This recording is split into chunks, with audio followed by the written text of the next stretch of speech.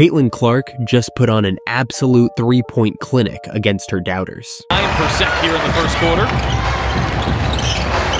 Clark looking aggressive. Clark launches and hits a three. It wasn't just another game. Caitlyn was making history again, becoming the franchise leader in three-pointers and putting herself just 11 shy of breaking the WNBA record. But of course, when a player is shining that bright, the refs always seem to find a way to dim the lights. Going against the Lynx. And Clark's got to be a little careful here.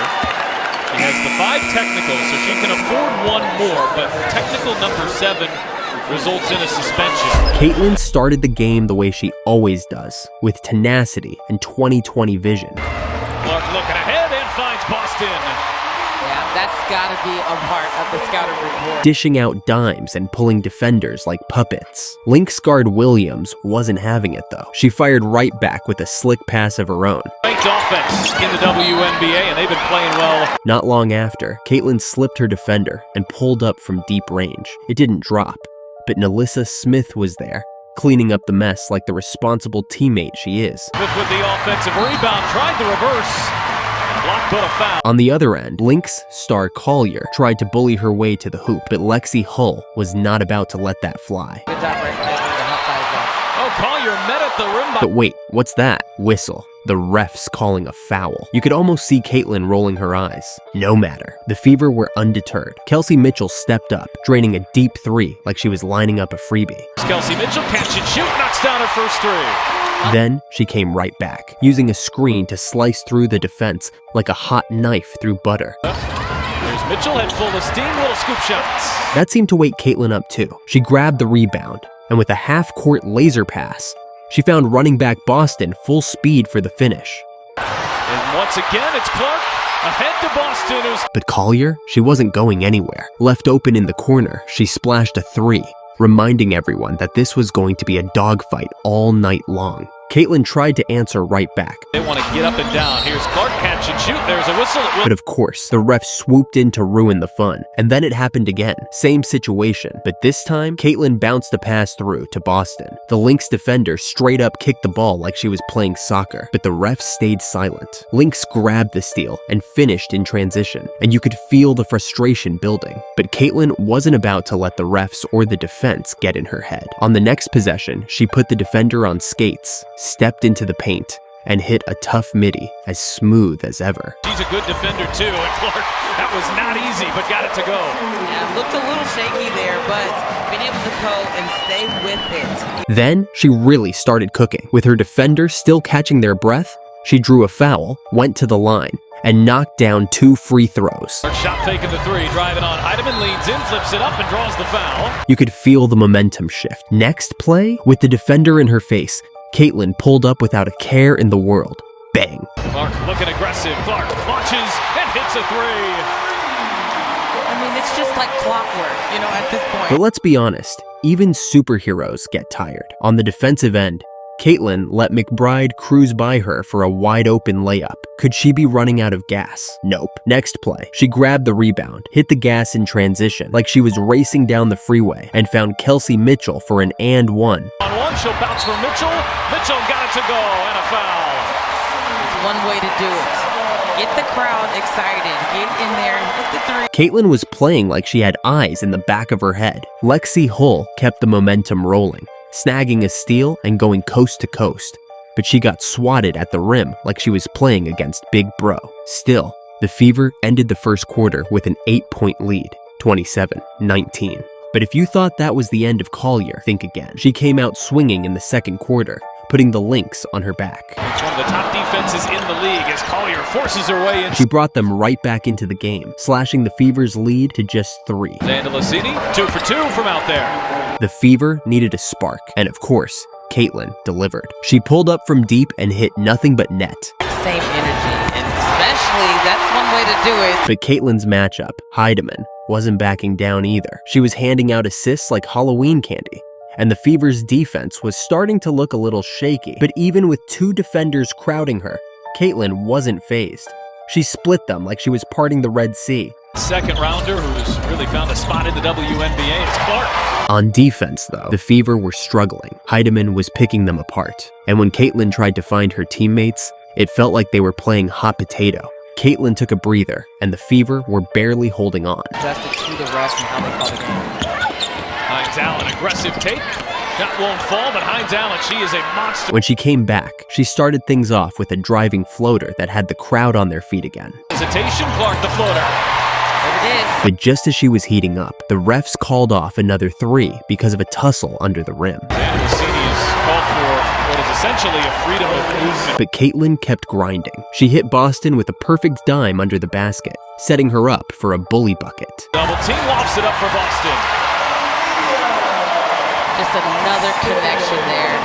Looked like she was going to go ahead and hit. Then, Caitlyn shut everyone up, including the refs, by finally nailing a 3 that counted. Oh, look at Mitchell Clark playing catch. Hey, Clark cashes in on a 3. That was cool. They had their little... That left Coach Sheryl looking stunned on the sidelines. The second quarter was a fever dream for sure, but the Lynx stayed close. 50-45, heading into halftime. Caitlyn was on fire at home, and you could tell she wasn't done yet. Angling there into the corner. Good defense there by Carlton. Shot clock down to 5. Boston trying to create with the shot clock low, and Boston will. The Lynx came out of halftime with a new game plan, fast pace, getting their shooters open. A very new roster on the fly, and she is shining here in the second half of the season. Alana Smith. Meanwhile, the Fever were getting clogged up in the paint. It felt like the Fever were stuck in a traffic jam. In Chicago, has taken that another step forward. Boston spinning into a double, just flips it up. While the Lynx were cruising in the fast lane. They're just getting a little bit more and more comfortable with each other.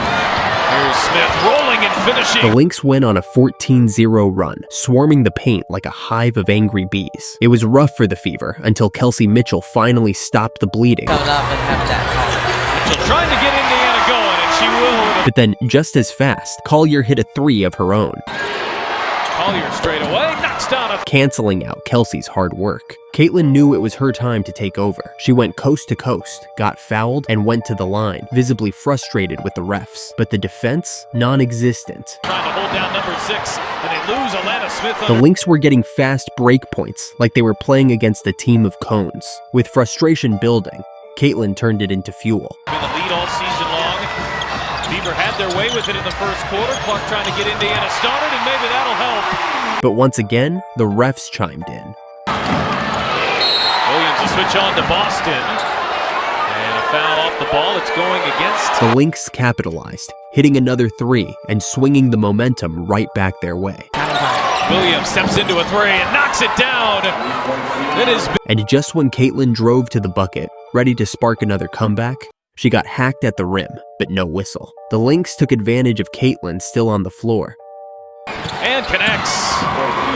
Stretching their lead to double digits. This would be her breaking point, forcing her to sit the rest of the quarter out to cool down. By the end of the third, the Fever were down by 12, and it felt like everything was slipping away. The Lynx were in full control, and the Fever couldn't catch a break, either from the defense or the refs. Caitlyn's fiery play was keeping them alive, but it was starting to feel like she was trying to climb a mountain with no help. The fourth quarter kicked off with a glimmer of hope for the Fever. Kelsey Mitchell got aggressive, breaking the scoreless streak. Really good defensive sequence there for Minnesota. Mitchell on the drive, the floater, and she gets it to go. And not long after, Caitlyn caught the Lynx defense sleeping. And the Lynx are able to punish her. Oh, corner 3, knocks it down. The Fever had clearly adjusted their game plan, spacing the floor and focusing on perimeter shots, with Caitlyn setting up her teammates like she was conducting an orchestra. Clark, Mitchell, wide open. Momentum was building. Caitlyn kept her head up, feeding Boston in the post. And finally, the refs called a foul in the Fever's favor. The Fever were chipping away, but the Lynx were relentless. Every time the Fever seemed to get close, the Lynx would come right back with an answer. But then came Caitlyn's moment. After some great off-ball movement, she freed herself up for a moving 3, and bang. Setting up Clark, ABC. Beautiful basketball, great. She wasn't done. On the next possession, she used a screen from Boston to perfection, waiting for the Lynx's blitz, then dishing it right back to Boston under the basket for a bully bucket. Boston one bounce, and lays it in. Caitlyn had brought the game back to within 1, and on the other end, she wasn't letting up defensively either. Going offensively here in the fourth. But fatigue was setting in, leaving the door open for the Lynx to capitalize. Williams launches and hits a three. Big shot. The Fever tried to respond with a shot of their own, but missed opportunities were piling up. Even when the Fever made a stop, luck wasn't on their side. Denial, and Mitchell could. The frustration was palpable, but Kelsey Mitchell wasn't done yet. Launches and hits a three. An inside out. That was off of Mitchell. But just as quickly, the Lynx snatched the momentum right back. Every Fever highlight was being answered with an even bigger play by the Lynx. With time winding down, it was a game of cat and mouse. Caitlyn kept finding her open teammates, From Bridget Carlton, Boston answers. but the Lynx responded with a barrage. And another impact play. And When Caitlyn hit a big three, the Lynx came right back with an easy bucket inside. By the final minutes, the Lynx had stretched their lead to 10 points. The Fever needed a miracle, but without the defensive stops to slow the Lynx, it was too much to overcome. The game slipped away, and despite Caitlyn's heroics, the Fever couldn't mount the comeback. Another tough loss to the Lynx, leaving Caitlyn and her teammates hungry for revenge.